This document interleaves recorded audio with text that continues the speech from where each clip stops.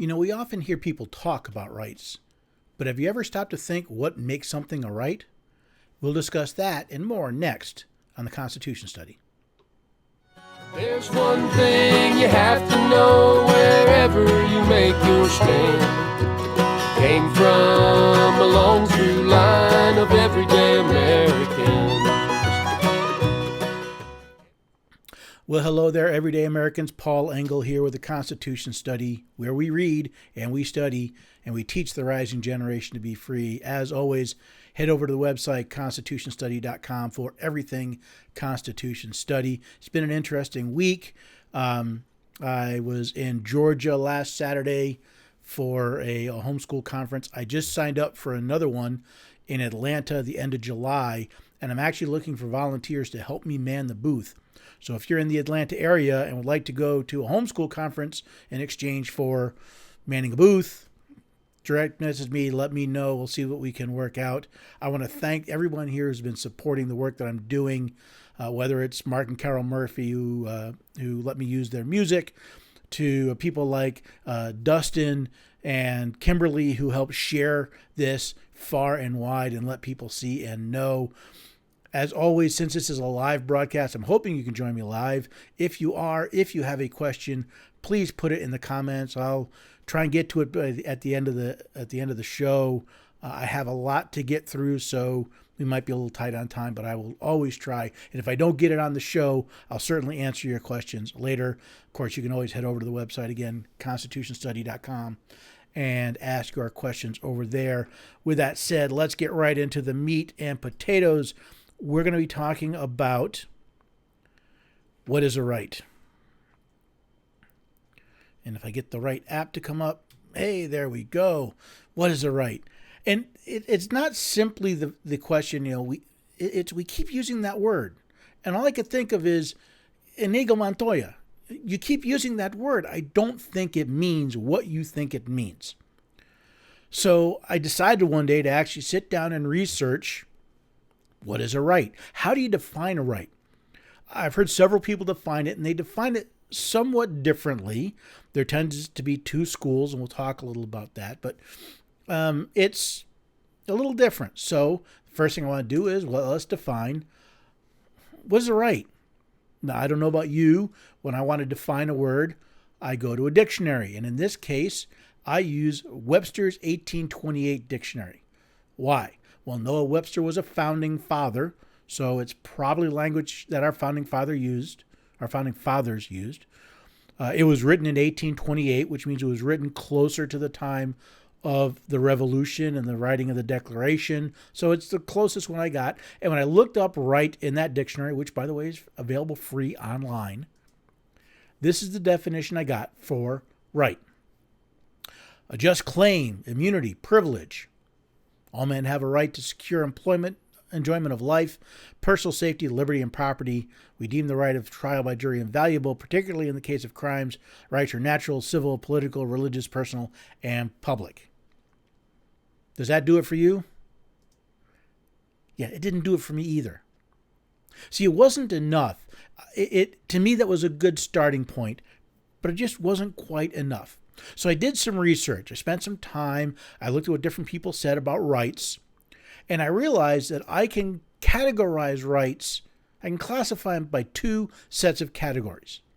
Now, the first is a right alienable or unalienable? We've all heard the term, right? Unalienable rights. We'll talk about that. And the other is rights can be positive or negative. And this gets a little trickier, but I'll talk about all these as we go through this. So let's start with alienable versus unalienable rights.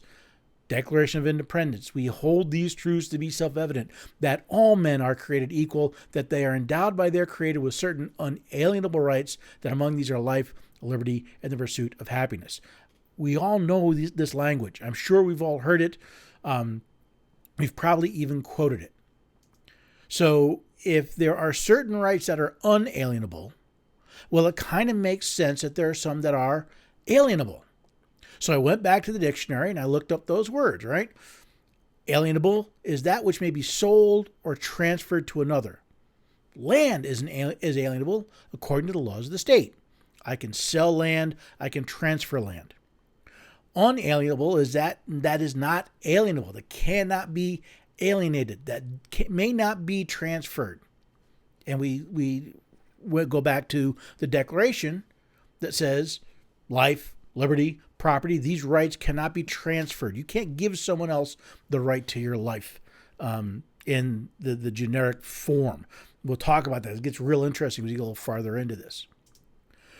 So if I have an alienable right and an unalienable right, my next question was, well, what makes a right unalienable? I thought it was a good question, and I go back to the Declaration. It says, we are endowed by our Creator with certain unalienable rights. So an unalienable right is one that came from our Creator.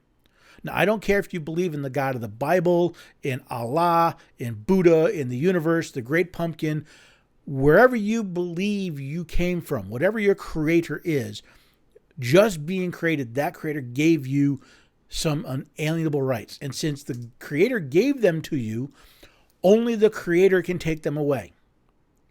And again, this is not a religious test, but it's the idea that wherever your creation comes from, that's where your unalienable rights come from. So when we think of rights like life, liberty, and the pursuit of happiness, they come from your Creator. Therefore, they are unalienable. They are not transferable.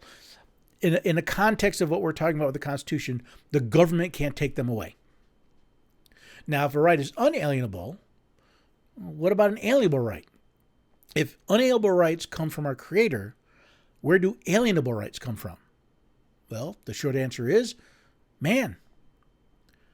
You see, mankind acts collectively by forming organizations, including governments. And what government giveth, government can take it away. So if we look at rights like your right to vote or your right to have legal counsel in a criminal investigation, these are alienable rights. They are given to you by your government.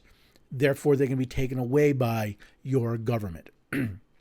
So if that's alienable versus unalienable, what about positive and negative rights? And this was a little weird. I actually have only heard one or two people talk about this, but it makes a lot of sense. I think it helps understand as we're looking deeper into rights. So what is the difference between a positive right and a negative right? Well, it really revolves around what people, or in this case, what governments can do. See, positive rights are things the government must do for you. It is a just claim on someone else's actions. Right? Whereas a negative right are things that cannot be done to you. A just immunity from someone else's actions. And again, we're focusing things on government. So if we think about things the government must do for you, we have things like a speedy and public trial. Provide legal counsel. We've all heard, we've watched crime dramas. We've seen the Miranda warning where you're told you have the right to an attorney. If you cannot afford one, you'll be provided one free of charge.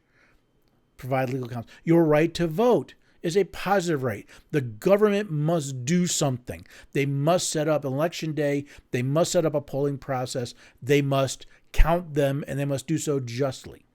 These are examples of positive rights. They require an action from someone else. Now compare that with negative rights, or things the government cannot do to you. Things like infringe on your right to speak.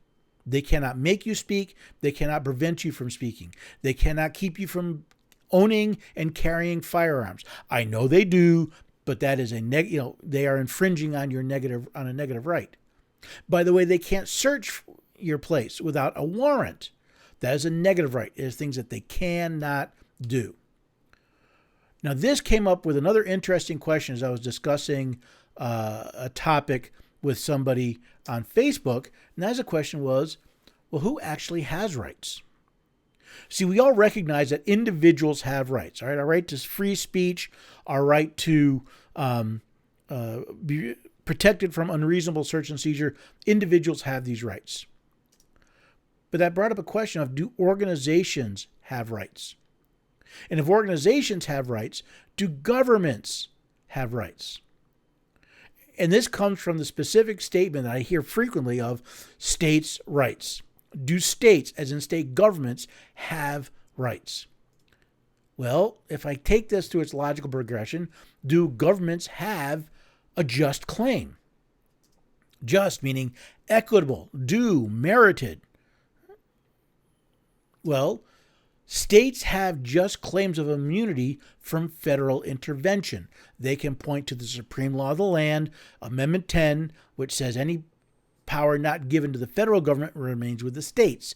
If it's not given to the federal government and prohibited by the state to the states, then it remains with the people. Now, the federal government has just claim to the power granted them by the Constitution. The Congress has the just power to pass legislation as long as it's within the purview they've been given under the Constitution. The president has the just claim to act as commander-in-chief because it is given to him by the Constitution. But here's the interesting point. Where do government rights come from? See, if we have unalienable rights from our Creator, where do government get their rights from? Now, I had to think about this for a while, but if we go back to the Declaration, what do we see? That to secure these rights, governments are instituted among men, deriving their just powers from the consent of the government. In other words, governments get their rights from us because we are their creator. So just as your right to life was granted to you by your Creator and cannot be taken away from government, we've given government the just rights, the just claims and rights that we have defined. We define what they are. And the government can't change them. Only we can change them. That's a whole other discussion, one which I'm thinking about getting into as I see some of the discussions and debates going on nowadays. But I found even more important, we've come up with a nice categorization of rights. I can stick it in this little pigeonhole, and I can describe it, and I can understand it. But there's really one thing that is even more important than categorizing rights. And that is learning how to use them. Learning what is the legitimate use of our rights.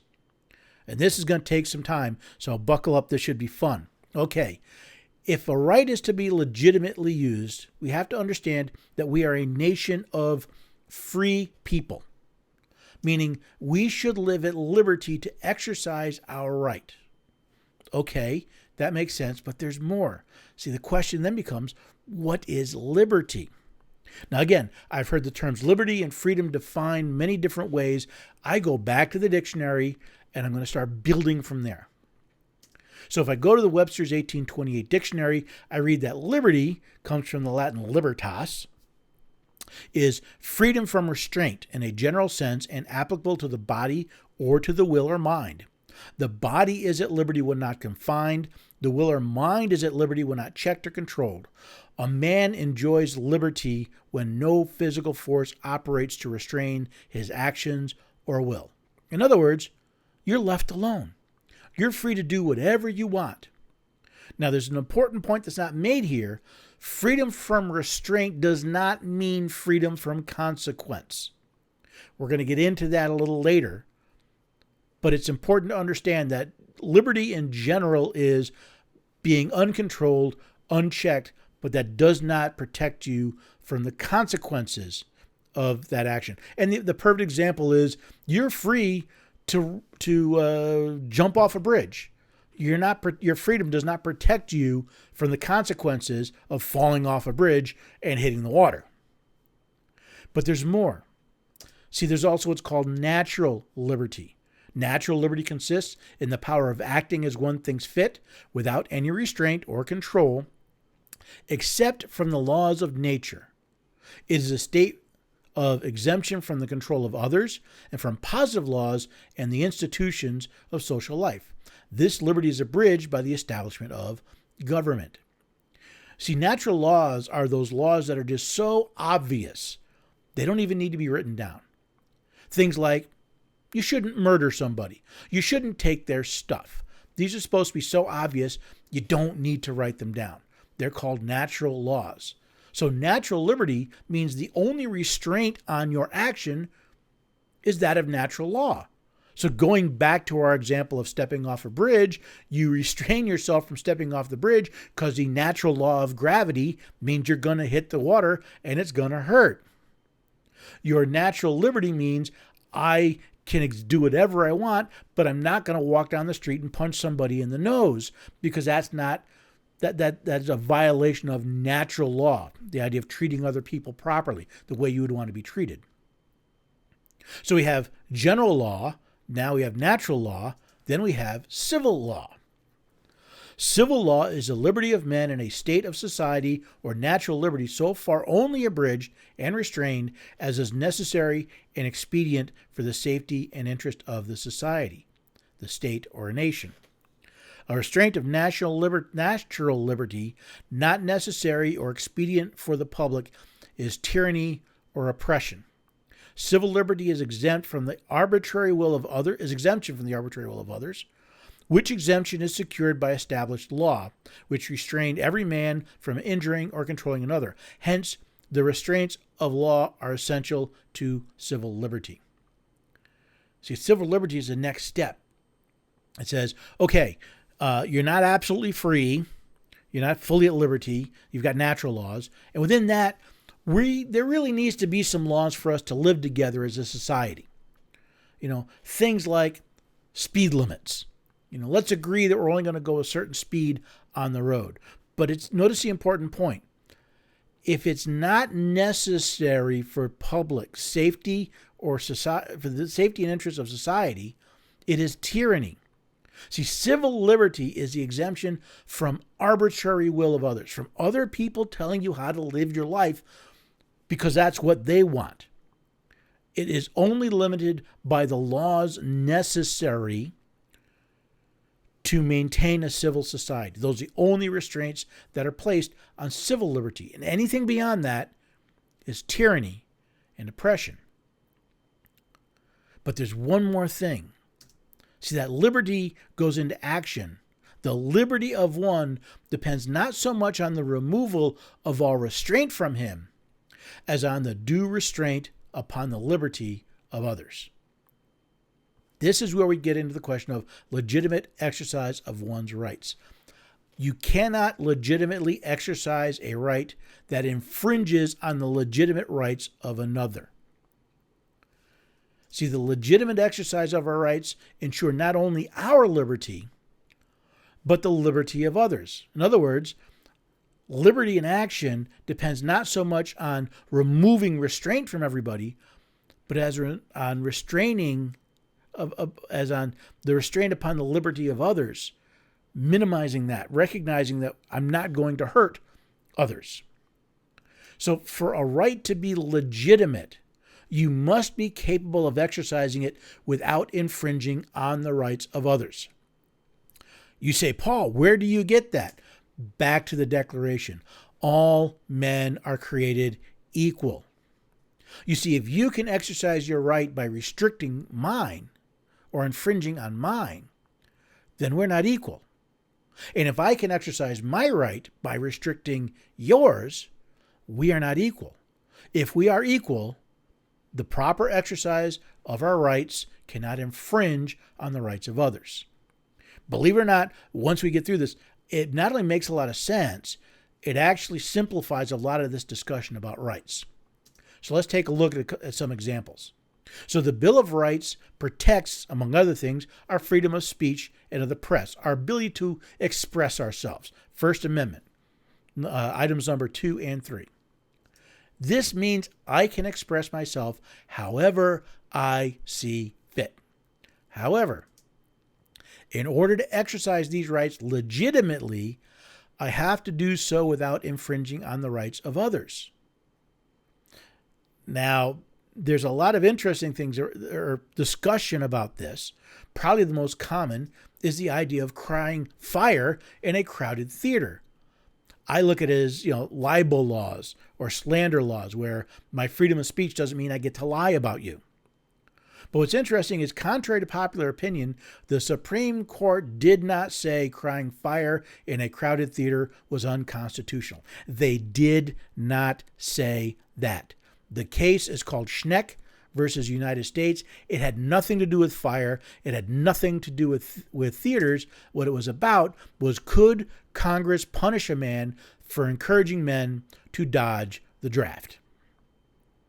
And in this opinion written by Justice Oliver Wendell Holmes, we read, the most stringent protection of free speech would not protect a man in falsely shouting fire in a theater and causing a panic. You see, you cannot use your right of free speech to protect yourself from the consequences of doing so falsely. In other words, you cannot use your freedom of speech to protect yourself when you use it to infringe on the rights of others. I'm hoping this is making sense. There's a kind of there's a train that we're following. We went from the definitions to the applications, and we're looking here as, again, free speech. I have the right to speak freely. You have the right to speak freely. I can't use my right of free speech to prevent you from speaking freely, because that's infringing on your right, which, by the way, we see in a lot of college campuses today, where there's a group that assembles, there's a speaker, and then there's a group of people that claim the right of free speech to shut down the speech of somebody else. That's an illegitimate use of their free speech rights. Now let's go on to property rights, because this is another interesting place, right? Or what our founder said, pursuit of happiness. You see, property rights are not just the owning of land. It's the right to control what you own, the right to control what you create. And let's face it, what good is owning a thing if you have no control over what happens to it? Now, property rights are negative rights. Someone cannot legitimately tell you what to do with your property. I'll give you an example. I own my land. I own a farm in Middle Tennessee. I get to decide what goes on that land. I get to decide if someone can hunt, fish, or camp on it, whether they get to bring firearms or not, whether or not they can bring animals. It's up to me. It's my land. Now, there are some people who say that their Second Amendment right to keep and bear arms trumps my property rights. Well, I've pretty much shown that that's not true, because that is not a legitimate use of their rights, because it infringes on my property right. Now, they have no requirement to come onto my property. There's no legal penalty if they don't come onto my property. I'm not forcing them to come onto my property. They make a conscious decision whether or not to come onto my property under the rules that I've established for coming onto my property. So just as my First Amendment right cannot protect me from the illegitimate use of free speech, neither can the Second Amendment protect you from the illegitimate use of your right to keep and bear arms. Now, there is a whole passel of illegitimate rights.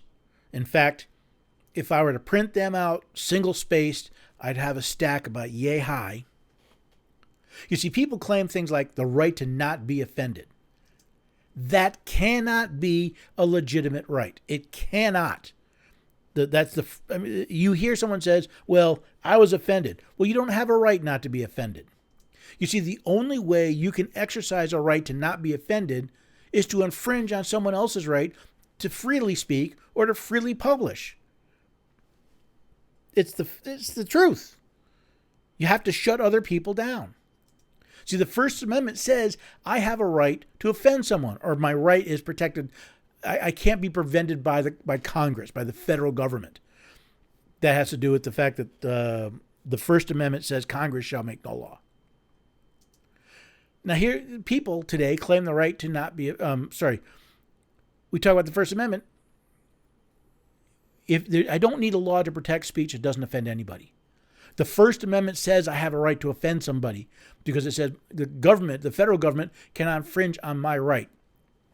If I want to go to the White House and stand outside and call Donald Trump an idiot, or I want to go to Congress and call them names, federal government can't do anything about it because I'm not infringing on their rights, because they have no right to not be offended. Well, what about the right to an education or to health care? These are very big nowadays. As we're approaching the 2020 election, there's a lot of talk in the Democratic Party about this. But again, the only way to exercise such a right is to force educators and healthcare workers to work for free. Oh yeah, and what about the people that build the schools and the hospitals? Do they have to work for free as well? And don't forget the people that provide the oil and the gas and electrical power. Are we going to make them work for free as well? And then again, we still have the people who write the textbooks, who make the medical equipment. Are they going to work for free as well? Are they going to buy the resources to print the books and make the medical equipment and not charge for them because it's your right to have it? Are we going to force people to work in these jobs for free because it is your right? Do you know what we call people who are forced to work for others? We call them slaves. Think about that the next time you hear some candidate talk about free health care, free education, your right to health care, or your right to education. But they'll say, no, Paul, you don't understand. They don't have to work for free. We'll just tax people to pay for it. Well, let me ask you, what right do you have to take other people's stuff? You see, if you cannot do it individually, how can you authorize someone else to do it in your name? Remember, we form governments. They are organizations that people create to act in their name. And remember, taxes are collected under threat of punishment with the force of arms behind them. What do we call people who extract money from others under the threat of punishment? We call them extortioners. Now think about that. As you watch the candidates, you have people who want to enslave other people and extort money from other people. Is that the people you want representing you? Now, people say, well, what about the things people need to survive? I mean, people need food and water and shelter. Do we have a right to these things?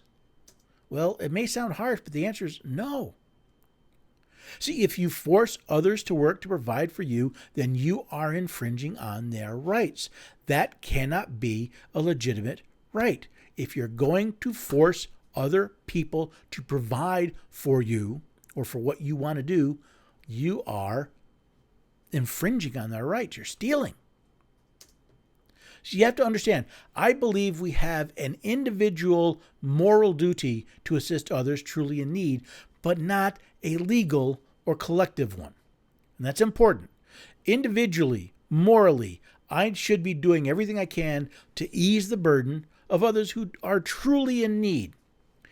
Not the person who can't afford their second car, not the person who waste their money on drinking and drugs and then can't make their rent payment. People who are truly in need. But that is not the same as a legal obligation, as giving the government the authority to come take money from me to do it, or a collective one for the government as a whole to do it. You see, just because you want to be generous does not give you the right to take it from someone else first. Every candidate I've ever seen in my entire life, they want to give people something, must first take it from somebody else. It's the part nobody ever talks about, or few seem to talk about. But when we're talking about this program and that program, we're going to give you this. I just heard one, I think it's Congressman Tlaib said, she wants to give everybody who makes less than $50,000 $3,000 a year. Well, they've got to first take that money from somebody else, don't they? And if I can't do this directly, what makes you think I can do it collectively? Let's face it. It is not generous to give other people's money away. That is theft. Right? I want to say that again. It is not generous to give other people's money away. If you are standing on a street corner and you see a homeless person that's starving, it is not generous to go reach into the pocket of someone on the street, grab $20 and hand it to the guy. That is theft. And before you go getting all Robin Hood on me, Robin Hood did not steal from the rich to give to the poor. That is another myth. Robin Hood stole from the government that had stolen from the people to give it back to the people they had stolen it from. Robin Hood stole from the government to return to the people the government had stolen it from, not robbed from the rich to give to the poor. See, it is not generous to force others to pay for your charitable deeds. That is greed. That is racketeering. That is slimy. That is disgusting. Think about it. If our government were any other business, they'd be charged under the RICO Act because they are acting in cahoots to extort money to get credit for being generous. Yet today, almost all of the political discourse, all of it, focus on when, where, and how much the government will take from you to give to others. How much people in government will steal to pay for their greedy desire to get credit for helping others under the guise that it's their right to have food, shelter, healthcare, education, a cell phone, high-speed internet access. They just call them rights and expect us, well, then we pay for it. You know, Alexis de Tocqueville said, the American Republic will endure until the day Congress discovers that it can bribe the public with the public's money. Each one of those programs involves taking money illegitimately because it's outside of a power, it's outside of the rights given and powers given to government. Taking money illegitimately to give to somebody else, to bribe them to vote. That's what Tlaib is doing. That's what that's what all the candidates do. They do it all the time. I'm going to take money from this person so that I'll do this program so you'll vote for me. That's bribery. It's disgusting. We really should stop whitewashing it. Now, once we start treating needs as rights, we soon start treating wants as rights. So now, again, we're not talking food and water and shelter, but cell phones and internet access. You have a right to internet access. Really? Says who? Yes, you need shelter. But do you need to own your own home? You see, over the last 30 years, we see more and more government programs created to help people buy homes, even if they cannot afford them. All under the guise of it being a right. And even the 2008 housing crash has not taught us the folly or the error of such programs. You see, we go back to the basics, and we are endowed by our Creator with certain unalienable rights.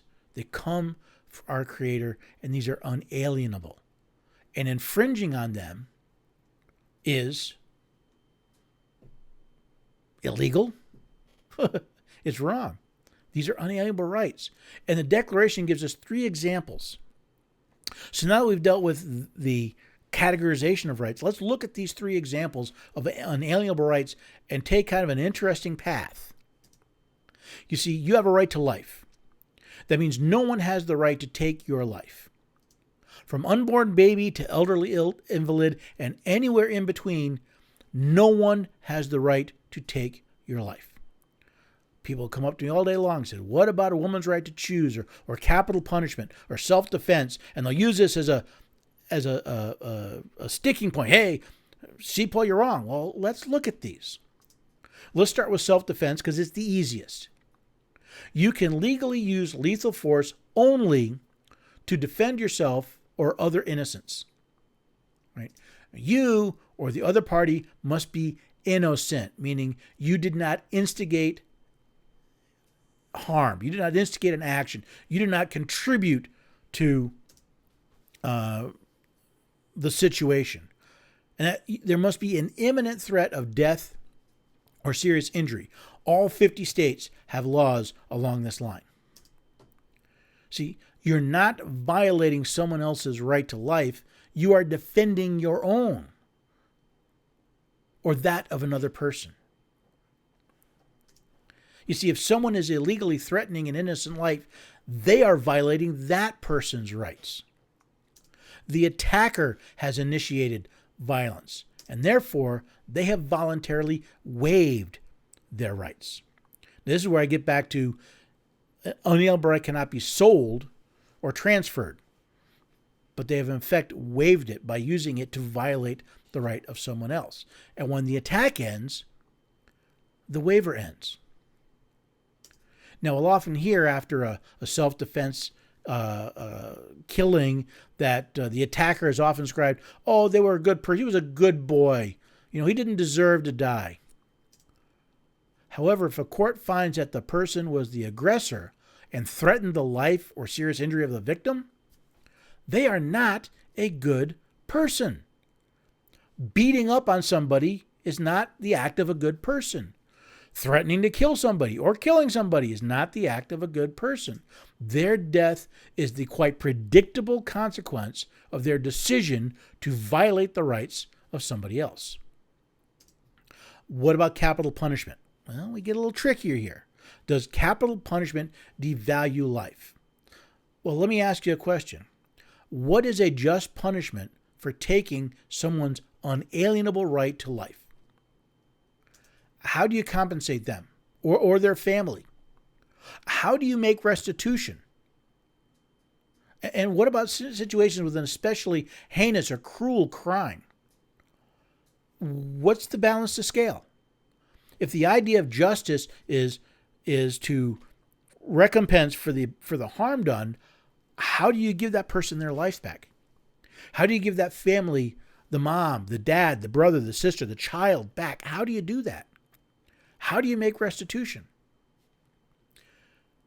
And what about situations where the killer was especially cruel or vindictive? So we can debate the details about how it's implemented. I believe there does need to be changes made to our capital punishment laws. But the voluntary taking of another life without cause is the forfeiture of the criminal's right to life. There's no other balancing action there. And it's a difficult situation. And I believe it should be done only in the gravest of circumstances. But it does not devalue life. It values the life of the victim. And probably the most contentious of all, abortion. See, a woman's right to control their body, like any other right, ends when it infringes on the rights of another. Now, here's the interesting thing. There's been a lot of discussion lately about Roe v. Wade, and is the court going to overturn Roe v. Wade? Most people have no clue what Roe v. Wade actually says. You see, in the decision, we read, on the basis of elements such as these, appellant and some amici argue that a woman's right is absolute and that she is entitled to terminate her pregnancy at whatever time, in whatever way, and for whatever reason she alone chooses. With this, we do not agree. Even the Supreme Court agreed, or at least in the Roe court, that the idea that a woman can terminate her pregnancy whenever, wherever, and for whatever reason is not absolute. It's not an absolute right. The decision goes on, as noted above, a state may properly assert important interests in safeguarding health, in maintaining medical standards, and in protecting potential life. At some point in pregnancies, these respective interests become sufficiently compelling to sustain regulation of the factors that govern the abortion decision. We therefore conclude that the right of personal privacy includes the abortion decision, but that this right is not unqualified and must be considered against important state interests and regulation. The state, big S state, meaning the government, has an interest in protecting the right to life, including that of what they call potential life.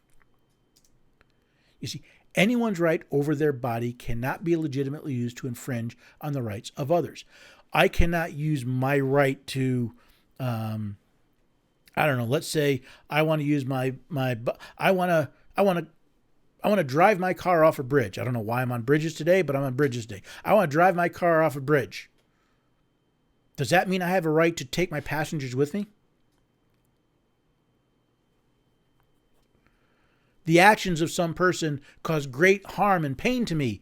Does that mean I have the right to harm or kill an innocent person as part of that? See, medical science has proven that it is a separate living human being inside the womb. They are endowed by their creator with unalienable rights, and governments are created to protect those rights. Now, why is our understanding about rights so important? We read, this is often attributed to Jefferson, when government fears the people, there is liberty. When the people fear the government, there is tyranny. And while I couldn't find an actual proof quote that Jefferson said this, it does summarize liberty quite concisely. And a lot of discussions today about rights and liberty show very little understanding of the term. Remember, liberty in general is freedom from restraint in a general sense and applicable to the body or to the will. You do a little YouTube search, you'll find that Bernie Sanders said you don't necessarily need a choice of 23 underarm spray deodorants. Others ask, does someone really need that much money? You hear that quite a bit. My favorite, especially from Second Amendment people, I'm frequently asked, does someone need an AR-15 or a 30-round magazine? I thought we lived in a free country. Don't we?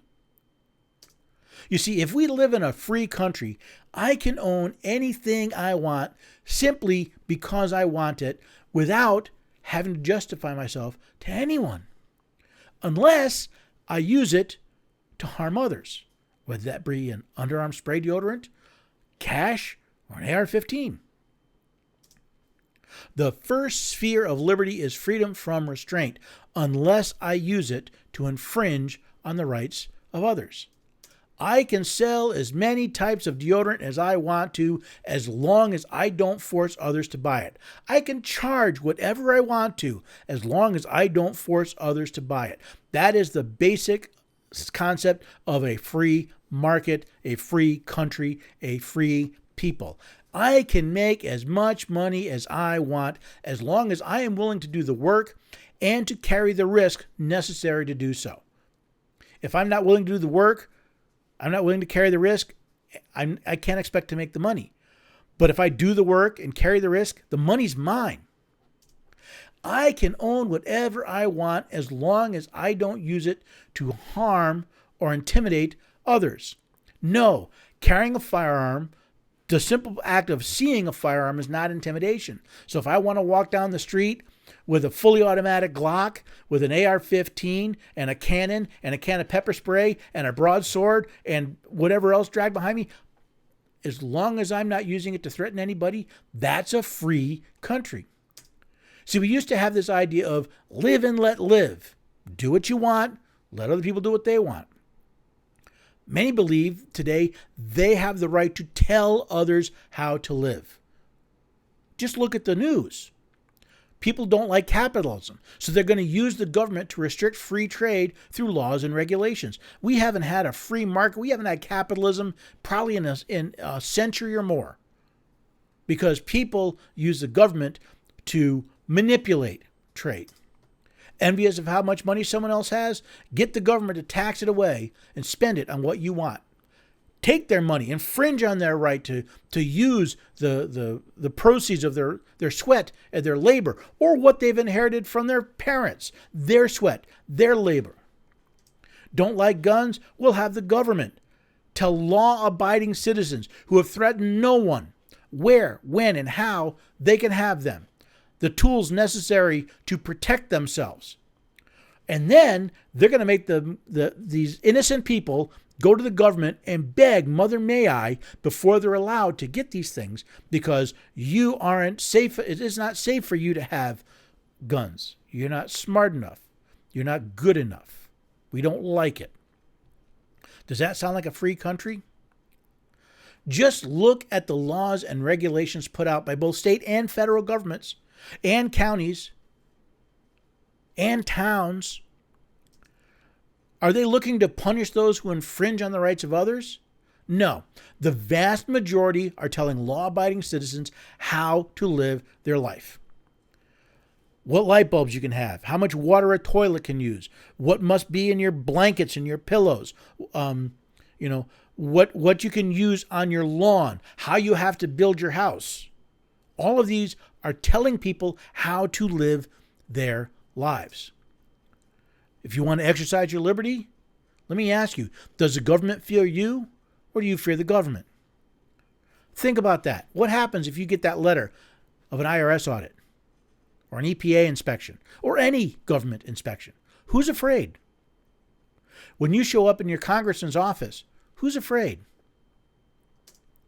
So if that's general liberty, natural liberty is the power of acting as one thinks fit without any restraint or control except from natural law. And as I said, natural law is that unwritten body of universal moral principles that underlie the ethical and legal norms by which human conduct is sometimes evaluated and governed. Natural liberty is the ability to act as one sees fit with natural law as that only limit.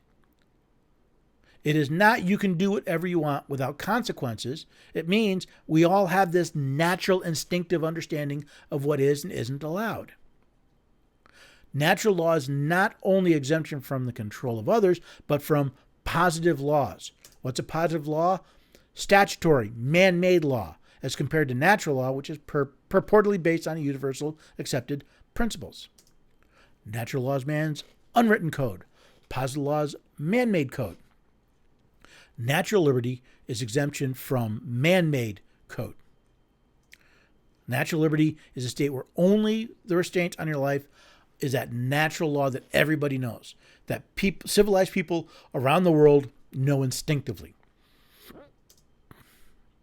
Civil liberty, remember, is a liberty of men in a state of society or natural liberty, so far only abridged and restrained as is necessary and expedient for the safety and interest of the society, state, or nation. If natural law is restrained only by, natural liberty is only restrained by natural law, civil liberty is restrained by civil law, as long as those laws are necessary for the safety and interest of society. Is it necessary that we not use incandescent bulbs? Is it necessary that toilets don't use more than a gallon of water? Is it necessary? Ask yourself, look at these laws. Is it necessary? If we look at the laws today, a restraint of natural liberty not necessary or expedient for public is tyranny, repression. We are being oppressed. The governments have become tyrannies because they've been allowed to make laws that are not necessary and expedient for public safety, but to implement the will of one group of people over another. And who gets to decide what is necessary or expedient for the public? It's supposed to be we, the people. We tell the governments what they can and cannot do. But if we don't keep an eye on what they are doing, governments run amok. We've let them go. We've stopped putting our restraints around them. We've, in effect, put them at general liberty. Do what you want. Does it violate natural law? We're not going to slap your wrist. We're not going to restrain you. Does it violate civil law?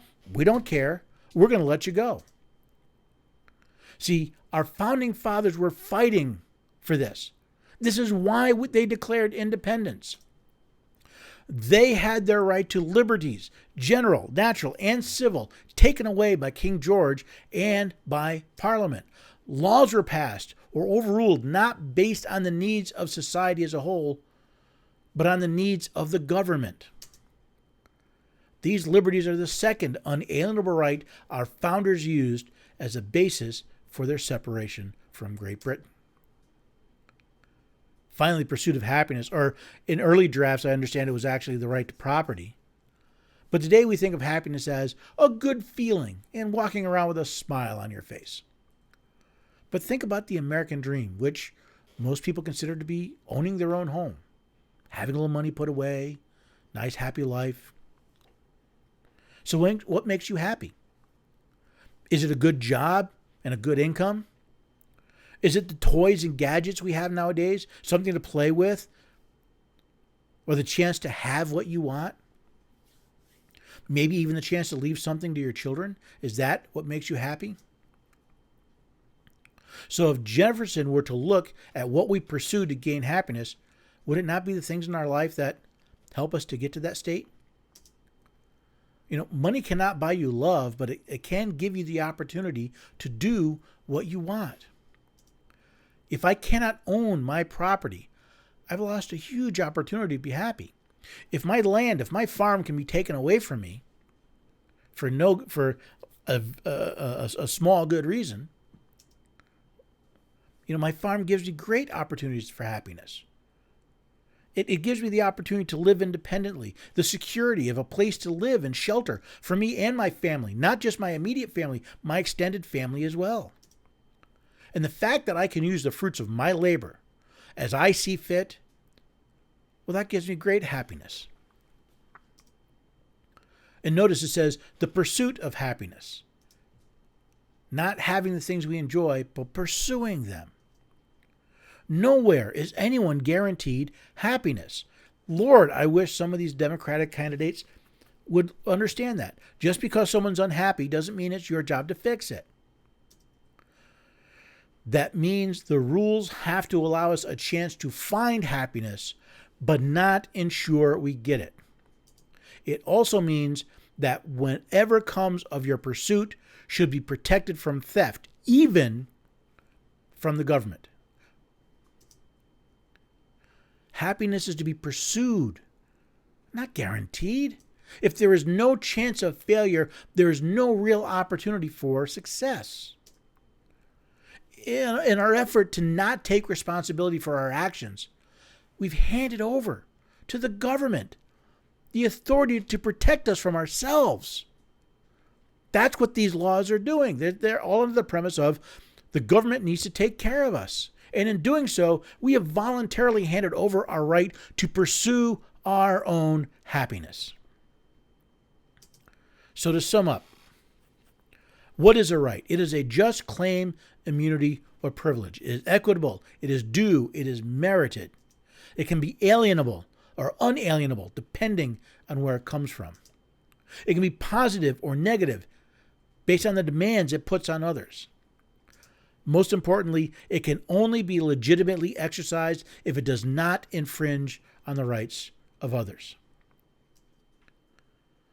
Remember that the liberty of one depends not so much on the removal of law or state from him as on the due restraint upon the liberty of others. What will you do to protect the rights and liberties of others? What restraints will you put on yourself so that others may live at liberty? See, now that you know what a right is, what will you do? Will you require solutions not infringe on the rights of others? Will you stand up for the rights of those who you disagree with?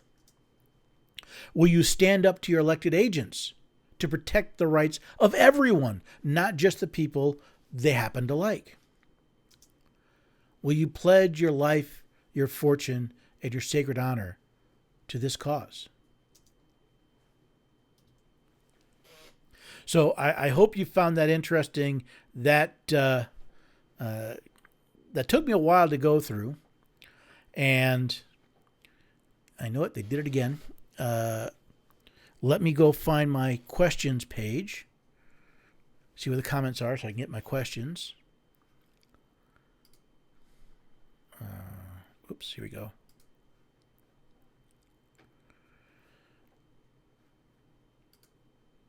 Yeah, it's amazing. I tested this on my personal account the other day, and it worked fine. And then I come in here, and it gives me a hard time. I just love it. Comments. Not a lot of comments today.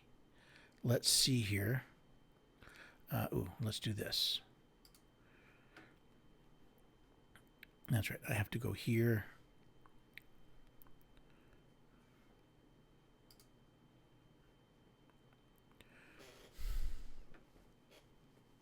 Let's see. Let's see. Jesse says the best way to describe natural rights and liberties are as follows. If we are the only person on the planet, you have the ultimate freedom and liberty. This is the natural state of being. You can do anything you want. The moment there are two people on the planet, the same rules apply. However, as soon as your actions involve the second person, there must be consent from the second person, or else there's a violation of their natural rights. It's a very similar. I think we're saying the same thing, Jesse. Very similar ideas. It's like I said, I can do whatever I want as long as I don't infringe on the rights of others. And I'm actually going to be doing this. I've requested this as one of my workshops in July in Atlanta. So I'm going to be doing this again. Again, if you want to volunteer for Atlanta, DM me, let me know. We don't seem to have a lot of questions or comments. Only seems like there's a few other people here. I did run that a little long. I hope you enjoyed it. I want to give you kind of a call to action. I've been talking about rights a lot lately, not just here, but with other things I've been doing. And I think it's really important for us to understand this idea that a right cannot, nothing I do can infringe on the rights of others to be legitimate. As soon as it happens, as soon as something that someone proposes infringes on the rights of another, a legitimate right of others, it's illegitimate. You stop and think of what life would be like without governments infringing on the legitimate rights of others. But it's not just government. See, we have to do that as people as well. That means if I don't like what you're saying, I don't have the right to shut you down. It also means that if I don't like what YouTube is doing or Facebook is doing, I don't have the right to shut them down. I don't have the right to break them up. I don't have the right to request someone else break them up. I have the right to go off and find somebody who will do things the way I think they should be done. That's my right. But we're in this spot where rights have become this nebulous thing, and it's just to me it's sad. So I want you to take some time, look at your positions on things, and ask yourself: are you infringing on the right of others? Are you